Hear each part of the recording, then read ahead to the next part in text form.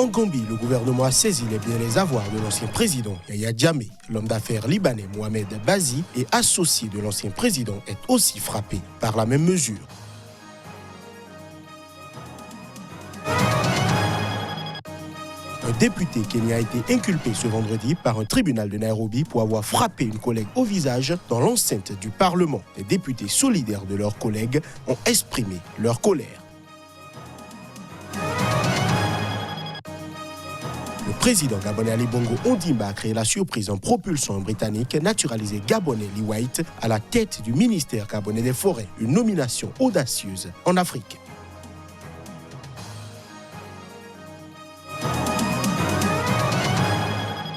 C'était là les titres de cette édition. Bonsoir à chacun, bonsoir à tous. En Gambie, le gouvernement a saisi les biens et les avoirs de l'ancien président Yahya Jammeh. L'homme d'affaires libanais Mohamed Bazi et associé de l'ancien président est aussi frappé par la même mesure. Elle fait suite à une enquête qui a été clôturée fin mars. Cette enquête portait sur les crimes économiques commis sous le régime de Yahya Jammeh. Alors qu'ils étaient supposés être gelés jusqu'au 17 juin prochain, les avoirs de l'ancien président Yahya Jammeh et ceux de son associé, l'homme d'affaires libanais Mohamed Bazi, ont finalement été saisis par le gouvernement gambien.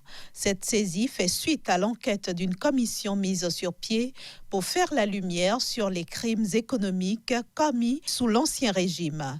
Plusieurs propriétés immobilières, terrains, sociétés et de multiples comptes en banque ont été saisis dans le pays. Selon la commission d'enquête, l'ampleur de la fraude est estimée à 360 millions de dollars, une estimation bien en deçà de celle d'un consortium international de journalistes qui évalue plutôt l'ampleur du pillage à 1 milliard de dollars. Rappelons qu'en juin 2018, le gouvernement gambien avait mis en vente des avions, des voitures de luxe et des terrains appartenant à Yahya Jammeh en vue de renflouer les caisses de l'État. Le pays appelle la communauté internationale à aider à mettre la main sur les avoirs volés au gouvernement. Le conseil militaire au pouvoir au Soudan a reconnu ce jeudi avoir ordonné la dispersion d'un sit-in de manifestants début juin devant le QG de l'armée à Khartoum. Cette manifestation a fait des dizaines de morts. Les précisions.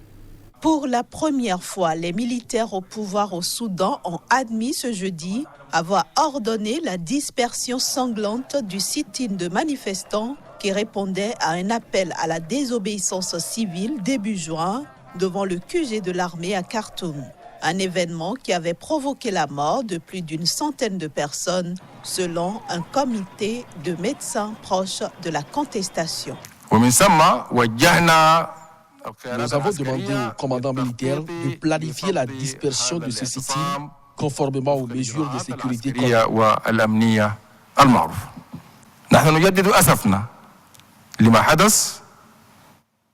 Nous regrettons ce qui s'est passé. Il y a eu des changements dans le plan que le commandement militaire avait mis en place. Il y a eu des excès et ce qui est arrivé au moment où le sit-in a été dispersé.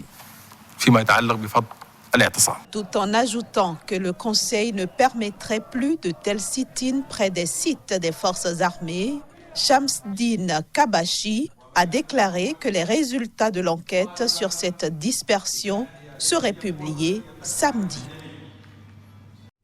Et puis l'ancien président soudanais a été inculpé ce jeudi pour corruption par un tribunal à Khartoum. L'inculpation d'Omar El-Béchir a été annoncée par l'agence officielle de presse Souna. Plus de précisions à travers ces images.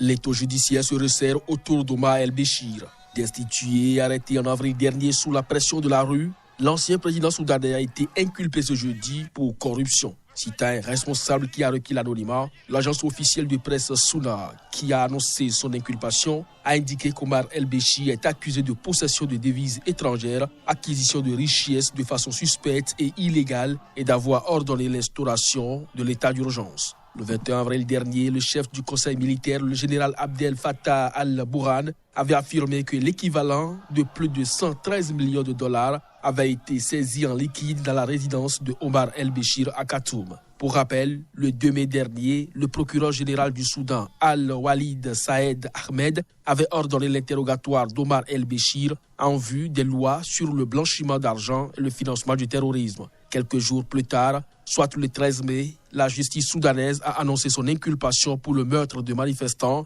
après une plainte déposée après la mort d'un médecin pendant des manifestations à Khartoum. Le procureur général recommande l'accélération des enquêtes sur les meurtres d'autres manifestants. À l'époque, le bilan de la contestation depuis décembre s'élevait à 90 morts selon les contestataires et 65 selon les autorités. Je l'annonçais en titre au Kenya, un député de la circonscription de Wajir Est, dans le nord-est du pays, Rachid Kassim Amin, a frappé sa collègue Fatuma Guedi, originaire de la même région, dans le parking du Parlement, quelques minutes avant le début de la présentation du budget, selon plusieurs témoins et la députée elle-même. Elle a été inculpée ce vendredi par un tribunal de Nairobi. Les députés femmes solidaires de leurs collègues ont exprimé leur colère. Le député qui nie les charges pesant contre lui a été inculpé d'agression contre sa collègue et remis en liberté sous caution dans l'attente de son procès prévu le 6 août. Il aurait reproché à sa collègue, membre de la commission du budget, de ne pas avoir débloqué de fonds pour sa circonscription au titre d'un fonds spécifique pour le développement. Une image de la députée en larmes avec des traces de sang dans la bouche était largement partagée vendredi sur les réseaux sociaux. Le président de l'Assemblée nationale, Justin Muturi, a fermement condamné l'agression. Les députés venus assister à la présentation du budget avaient quitté l'Assemblée en solidarité avec leurs collègues. Bien que nous ayons la loi sur les pouvoirs et les privilèges, la Chambre du Parlement n'est pas un lieu de privilège pour ce qui est des activités criminelles. Et nous savons que ce député n'est pas au-dessus des lois, qu'il fera face à la loi comme n'importe quel autre criminel. Mais nous voulons que l'enquête soit accélérée. Et nous voulons dire que c'est la première fois dans l'histoire du Parlement qu'une députée est battue par un député. C'est donc une grande honte. Hit by a male MP. So it's a big shame. Shame. Je suis choquée de constater que dans les locaux de ce Parlement, les femmes dirigeantes peuvent être agressées par leurs collègues. Si c'est le cas, qu'est-ce qui arrive à nos femmes ailleurs? À quel point les femmes du Kenya sont-elles en sécurité? Nos filles sont-elles en sécurité si nous, les dirigeantes, pouvons être battues? Pas simplement battues, molestées, agressées et appelées filles de fleurs.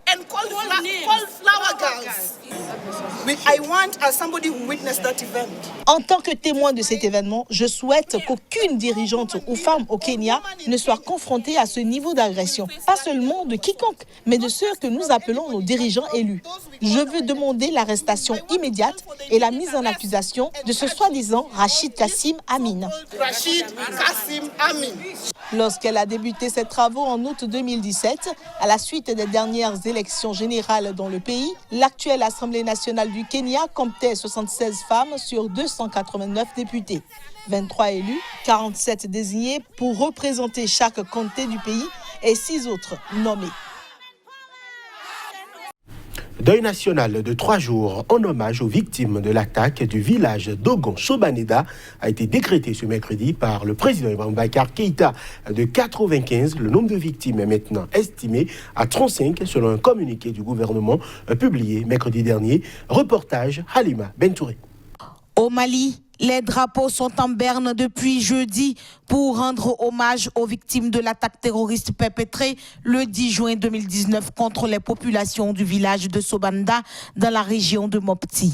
Un deuil national de 3 jours décrété par le président de la République à l'issue du Conseil des ministres du mercredi 12 juin 2019 à Koulouba. Le bilan de l'attaque de Sobanda perpétrée dimanche après-midi et non encore revendiqué a été revu à la baisse par le gouvernement qui parle maintenant de 35 morts au lieu de 95 comme précédemment annoncé. Le gouvernement du Mali annonce l'arrestation de 6 personnes suspectées d'être impliquées dans cette attaque. Ces personnes ont été interpellées suite à des contrôles de routine, dont 2 par la MINUSMA, précise le communiqué, avant d'ajouter que les suspects ont été arrêtés mardi et remis à la gendarmerie de Mopti, qui devrait les transférer à Bamako, la capitale.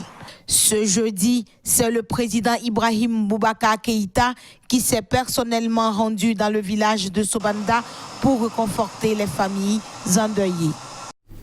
Le président malien Boubacar Keïta a recusé toute notion de conflit interethnique et promis la confiscation des armes illicites dans le centre du pays, ensanglanté par les violences entre communautés. C'était lors de sa visite dans le hameau de Sobanda, près de Bandiagara, où une attaque dans la soirée du 9 juin a fait 36 morts, dont 24 enfants.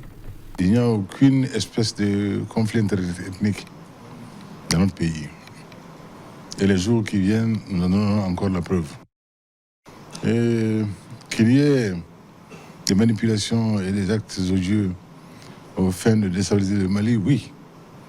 Mais ceux-là seront contrecarrés, ces actes-là. C'est extrêmement grave. C'est extrêmement grave parce que si nous ne faisons pas attention, ça va faire éclater le pays. L'instinct de vengeance va s'installer partout. Le président gabonais Ali Bongo Ondimba a créé la surprise en propulsant un Britannique naturalisé gabonais, Lee White, réputé pour être un écologiste intransigeant à la tête du ministère gabonais des Forêts. Une nomination audacieuse sur le continent. Images et son. Quelques semaines après la révélation du Kevazingo Gate, un trafic de bois précieux qui a provoqué un scandale politique au Gabon, la présidence a annoncé lundi un remaniement ministériel dont le changement le plus notable est la nomination de Lee White aux commandes de ce ministère. Naturalisé gabonais en 2008, Lee White, 53 ans, est né à Manchester et a notamment grandi en Ouganda, où il se bagarrait à l'école avec les fils du président Idi Amin Dada, selon sa biographie officielle. Titulaire d'un doctorat en zoologie après une thèse sur la réserve de faune de Lopé-Okanda au Gabon, il est décoré en 2010 par la reine Elisabeth II pour service à la protection de la nature en Afrique centrale, selon la même source. À en croire des médias gabonais, il est surtout connu pour être le monsieur vert des présidents Bongo, père et fils. L'une des raisons pour lesquelles j'ai été nommé, c'est parce qu'il y a des problèmes dans le secteur forestier, des problèmes liés à la corruption, à l'exploitation forestière illégale, au trafic de bois dur précieux. Et donc, une des raisons pour laquelle je suis maintenant le ministre est pour nettoyer tout ça.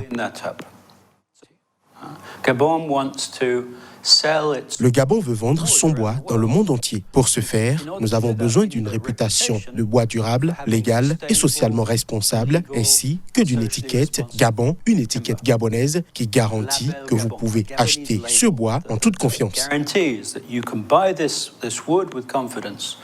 Avant sa nomination, il dirigeait l'Agence nationale des parcs nationaux ANPN depuis 2009. La NPN est chargée de la gestion des 13 parcs nationaux créés par le défunt président Omar Bongo Ondimba le 4 septembre 2002. Et voilà qui met un terme à cette édition. Merci de l'avoir suivi.